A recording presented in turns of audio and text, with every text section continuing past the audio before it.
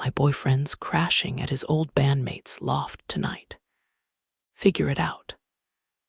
That's the entire message that detonated at 9:42 p.m. on a Thursday, while a stack trace glared at me from a terminal, and a client's QA window crept past midnight.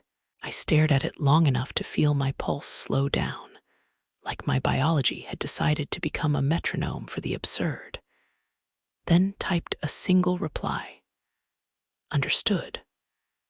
The word felt like an elevator door closing on the last glimpse of a crowded lobby.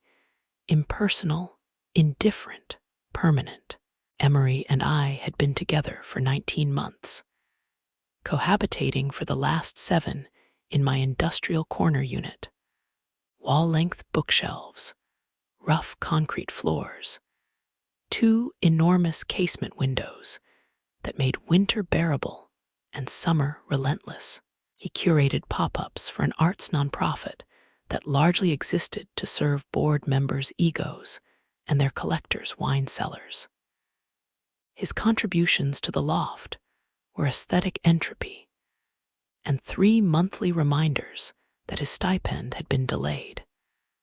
But he'd bring home exposure and contacts, which never once helped when the water heater clanked like an aging ferry in a storm. I boxed everything with the efficiency of a disappointed archivist. The limited-run records he never put back in sleeves. The charcoals he abandoned next to my espresso grinder. The hiking shoes he bought but never broke in. I labeled each box by category and sentiment. Audio complete, clothes misc, pretensions fragile. The plants, string of pearls, rubber tree, and aloof monstera got wrapped with the kind of care he swore he wanted to give and never did. Midnight passed while I was unscrewing a shelf he'd installed crooked. I leveled the bracket holes like a small act of spiritual housecleaning. At 1:37 a.m., I loaded everything into a car share, drove across town to a warehouse building that always smelled like stale hops from the brewery downstairs, and arranged Emery's life in a still life outside the bandmate's door, totes assembled edge to edge, garment bags with their zippers aligned, his jacket draped neatly as if on exhibit. I took photos from multiple angles, the way museum registrars do when a lone piece is returned. Back home, I changed the access code on my smart lock and reset the app permissions. His phone fell off the list like a floor dropping out of a funhouse. Morning was quiet in a way I'd forgotten. No half-open cologne bottle on the bathroom shelf. No damp towel on the radiator because he insisted it softened the fibers.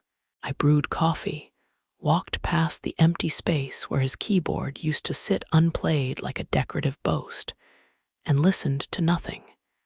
The absence was exact and luxurious. At 10:18, the first message. Why isn't the code working? Then, answer me. Then, this is childish.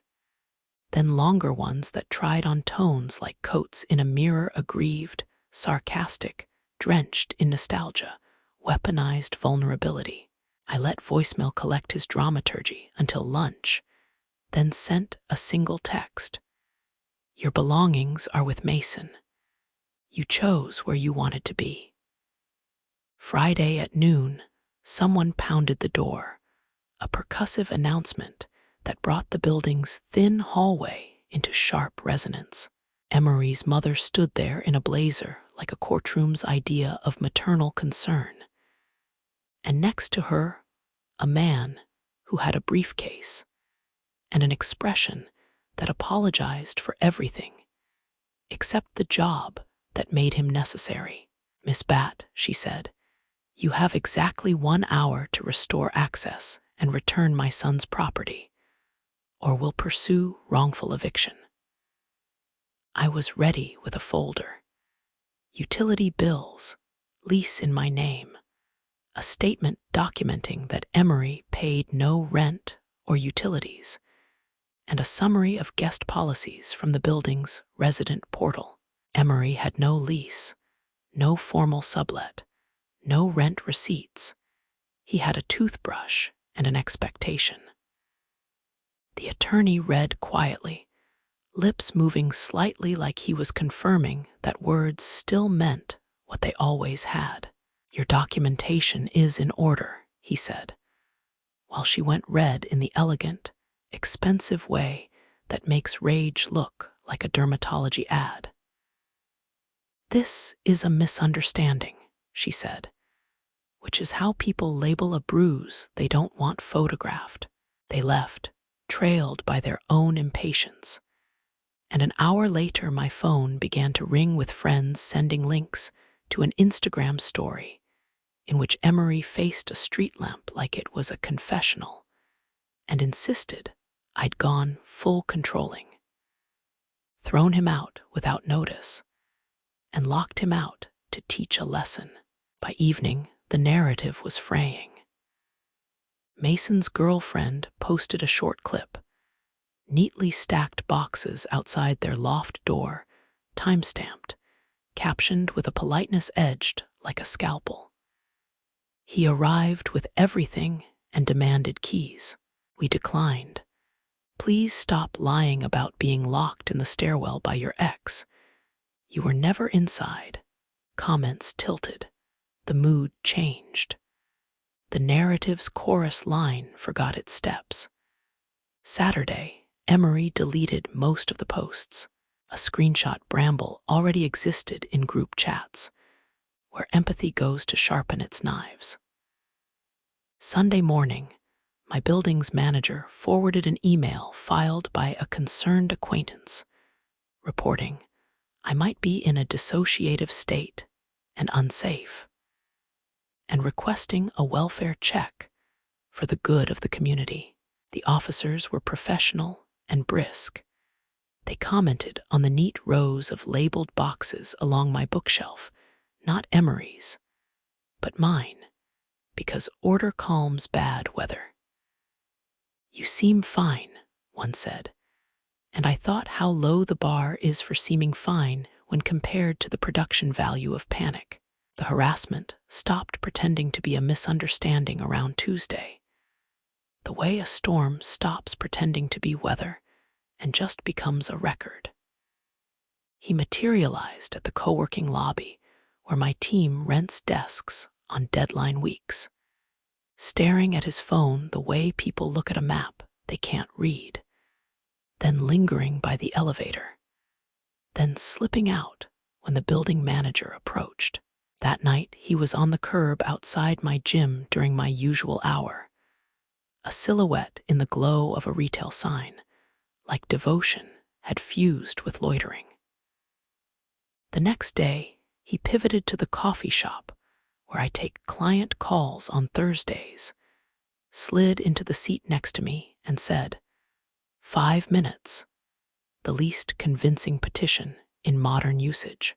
Block, mute, document, repeat. A spreadsheet sprouted tabs, dates, times, locations, descriptions, witnesses, screenshots. A pattern is what you show people when they don't want to look at the facts individually. Then the numbers went crooked. Alerts from a credit monitoring service I'd inexplicably delayed signing up for until a podcast ad shamed me into responsibility. Hard inquiry, new line of credit, verification required. Failures and near misses bloomed like algae on a lake after the wrong summer rain. My bank called about attempted login resets with correct personal data and wrong answers to subtly altered security questions. I'd changed my first pet's name from Bubbles to Bubbles Jr. Sometime around last year's boredom, whoever it was had the old version. By Friday, there were accounts open in my name with boutique stores that sell candles priced like small concept cars. Charges $740 at a market with marble cheese boards, $520 at a skincare shop like a museum for moisturizers, $1,100 at a place that calls canvas tote bags tactile narratives. And then a few hotel transactions, some ride shares, a dinner that could have fed an orchestra. I spent 6 hours on the phone, repeating the story until my tongue built muscle memory. Identity theft, intimate partner connection, pre-existing access to personal data, police report forthcoming. Yes, I'll hold. Yes, I understand this call may be recorded for quality and training purposes. The fraud team's supervisor had the voice of someone who has had to teach people, repeatedly, that the internet is a place where logic is optional and cruelty gets free shipping. This has domestic markers, he said, a phrase I won't forget for its accuracy and its spare brutality. Freeze everything. New accounts only in branch with ID. Document chronology. Will flag and backdate. I filed reports, emailed scans, updated the spreadsheet, pinged my boss to say I'd need 90 minutes to sit at the bank, while an employee typed like the keyboard might testify. By afternoon, HR emailed. We received anonymous allegations of financial irregularities. Triage at my company is swift when the words include client funds, embezzlement, and anonymous. I went to the glass-walled conference room and watched my reflection look back with the expression of an actuarial table. The supposed evidence was an assemblage of PDFs full of near-matching fonts, incorrect commas in account names, 2 dates that didn't exist, and 1 transfer into an institution we never use. My boss, Alina, is a strategist with a poker face and a moral certainty that you feel even when she's pouring seltzer. It doesn't add up, she said after 10 minutes, though we both knew 10 was a courtesy. I showed her the alerts, the bank notes, the police incident number, the timeline that linked the sudden generosity of the skincare store to the concerned citizen email that conjured my theft. We'll write this up as malicious interference, she said. Provide counsel if needed. Keep documenting. That blue Friday ended with a call from a detective whose tone combined patience with a reservoir for anger that has been put aside for practical use. The pattern's clear, he said. Stalking, identity theft, false reports, attempted employment sabotage. If there's a note, a threat, any breach into the building, we can move faster. At 11:08 p.m., an envelope slid under my door like it wanted to be quiet and failed. Inside, we can fix this. Meet me behind the loading dock at 10 p.m. tomorrow. Don't make me do something you'll regret. It is strange how threats dress themselves as ultimatums as if they were job offers. The detective's reply was immediate. Do not go. Save the envelope and note. This accelerates warrants. I added a new tab in the spreadsheet labeled letters, uploaded a photo of the slanted handwriting, and placed the paper into a plastic sleeve the way you do with comics you plan to sell someday. Except this was a document designed to become evidence and then a memory. The attorney came recommended by a colleague who fights the internet for a living and wins enough to return to it again. Her office was a clean grid of framed diplomas and diffuse afternoon light, the effect of competence staged without arrogance. She introduced herself, asked 0 small-talk questions, and began drawing a map on a legal pad with boxes for stalking, fraud, cyber harassment, employment interference, and arrows connecting them, as if the acts themselves had motives. "This isn't improvisation," she said. "It's strategy. He escalates when boundaries produce consequences, then attempts to bend institutions to punish you for having boundaries. We'll match strategy with structure, restraining order, criminal charges, civil action, notice to employers, and takedowns for fabricated reviews." I gave her the spreadsheet. Watching someone else admire your documentation feels like a eulogy that acknowledges you nailed the logistics. Her investigator found more than I knew to look for. Sock puppet social accounts, seeded with comments claiming I manipulated clients. Fake one-star reviews that used phrases only someone who has read our proposals would use. Emails to my customers from addresses that swapped 2 letters in my domain and replaced dots with underscores, the kind of labored malice that's almost a dialect. A nonprofit board member emailed the attorney after seeing a public post tying my name to ethical lapses. He apologized for not asking questions sooner and attached the screenshot.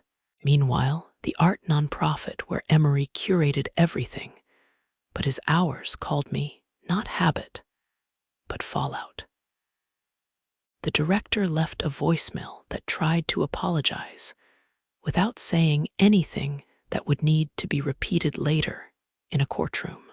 We were unaware of any conduct involving misuse of our equipment or facilities, she said, which contained within it the suggestion she discovered he had used both. Later, an email. "The employee in question is no longer with us. We will cooperate fully with any law enforcement inquiries." People say with us like it means employed. Here, it meant in the pained geography of their reputation. The restraining order hearing was quick and mechanical, soundless, except for the shuffling of paper and requests to spell names already spelled on the filings. The judge read, nodded, asked if there had been any physical violence. The detective answered carefully that the pattern was escalating, and the threats were explicit enough to warrant preventative measures. The order granted felt like a heavy door closing. Relief arrives with weight. The violation was cinematic and sloppy. Emery tried to tailgate a resident through the building's side door, told the courier he was locked out during a misunderstanding, and then argued with the doorman, who had the patience of a librarian and the training of a bouncer. He raised his voice. Residents watched from the male alcove. Someone filmed. The detective arrived with uniformed officers who read rights in a calm monotone that suggests this is your first time, but not theirs. You're under arrest for violating a protective order, trespassing, identity theft, and ongoing harassment. One said, all nouns that fit together without commas like a hard sentence. The criminal case moved with rare velocity because the evidence behaved itself. Timestamps in emails, IP logs that stitched devices to accounts, store receipts that put the products into his hands, phone records that placed him in front of my building when the note was slid under the door, surveillance from my gym's entrance that captured an hour of waiting without an appointment, and a look that tried to be longing and wound up being a record. The defense attempted temporary loss of judgment due to homelessness. a phrase that made my attorney's eyebrows try to immigrate off her face. She laid out the sequence, the text, the choice, the careful packing, the delivery of belongings to a place he'd already chosen as a refuge, the methodical fraud that followed over days like a bad symphony's movements. "This is not desperation," she said. "This is a campaign." Witnesses stood up. Mason testified that Emery arrived with everything and an ultimatum that did not survive contact with reality. Mason's girlfriend played a clip of Emery calling her a slur when she refused to let him in. The courtroom inhaled like a single organism. The building manager described the welfare check emails timing relative to the posts, a choreography of narrative construction and institutional manipulation. The detective walked the judge through the note's handwriting compared to Emery's forms at booking. And I thought about the way we leave traces of ourselves that become proofs when all we wanted was to be dramatic. Conviction came with numbers attached to it. Months that converted to years. Probation to keep him near a set of lines that would shock if touched. Restitution that looked at my spreadsheet and found a sum. Mandatory counseling that will teach him what boundaries are called when strangers enforce them. The restraining order extended its future in a straight line. He left the courtroom with wrists marked by the geometry of handcuffs, and something in his face that looked like disbelief, that his version of himself had failed to convince the only person who mattered in that room. The art world is small in every city, a series of concentric gatherings where names circulate and reputations trade hands like postcards sent from the same vacation. News of the conviction traveled briskly. An email from a gallery owner arrived. "We regret our prior assumptions. We have removed any programming tied to him and will not be collaborating in future." The apology contained the sentence that everyone wants when they have been made into a rumor. "We believe you." The lessons that aren't lessons, after there was a settlement offer from an attorney who represented Emery's family, with a careful distinction between regret and liability, and a willingness to cover documented damages, attorney's fees, and additional consideration for disruption and distress. I signed the agreement, put aside enough for upgraded security hardware, and bought 3 plane tickets, there and back and there again, to a place where ocean noise makes a case for sleep. On the flight home, I wrote an inventory of red flags disguised as quirks. It was a list I will never show anyone, and it read like I was annotating my own past with a highlighter that refused to be gentle. The way he flattered gatekeepers and spoke to servers like they were background. The way money was always a narrative rather than a plan. The way apologies ended in questions about my compassion. The way he laughed at my rules. You lock the door twice. You label cables. You back up everything twice. Then later tried to use my predictability against me. Back at the loft, I rehung the shelves, filled them with books that have nothing to do with self-improvement and everything to do with being alive in complicated prose, and noticed the floor was warmer where the afternoon sun fell. A detail I'd lost in the months when I was counting minutes and language and lies. Friends came over. We ate noodles from cartons because plates felt performative. We talked about anything but him for an hour, then gave him 5 minutes, then returned to our lives. Occasionally, an email will arrive from a stranger who has found the public record and wants to tell a story of their own, an almost story that didn't escalate or one that did and ended differently. I answer when I can, with small words and no advice. It is not my job to narrate anyone else's distance from harm. The detective closed the case notes with a line that belongs to better uses than this, but I keep replaying it. Patterns are built until they're stopped. The past has so many patterns, the future gets one at a time. Sometimes the worst thing that happens isn't a ruin, but a blueprint, with measurements drawn in pencil, a margin for error, and a note at the bottom that says, revise when necessary. Revise when necessary.